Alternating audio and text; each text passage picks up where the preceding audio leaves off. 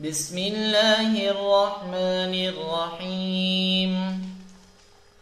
اللهم صل على سيدنا ومولانا محمد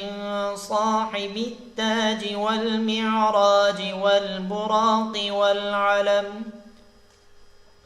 دافع البلاء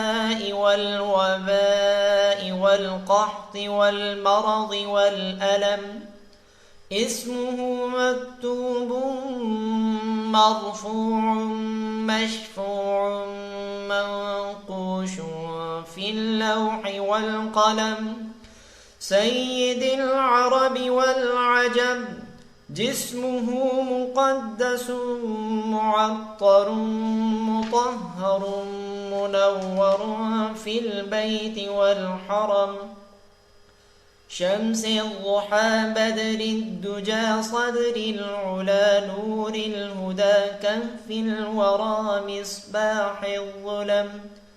جميل الشيم شفيع الأمم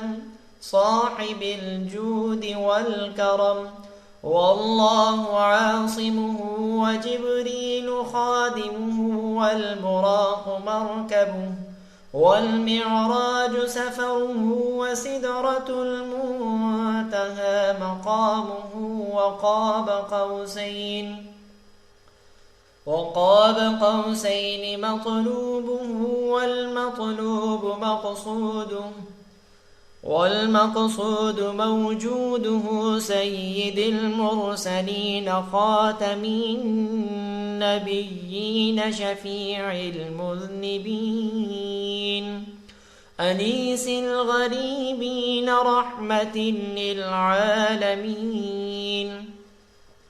راحة العاشقين مراد المشتاقين، شمس العارفين سراج السالكين، مصباح المقربين محب الفقراء والغرباء والمساكين، سيد الثقلين نبي الحرمين إمام القبلتين وسيلتنا في الدارين، صاحب قاب قوسين محمود رب المشرقين ورب المغربين، جد الحسن والحسين مولانا ومولى الثقلين أبي القاسم محمد بن عبد الله، نور من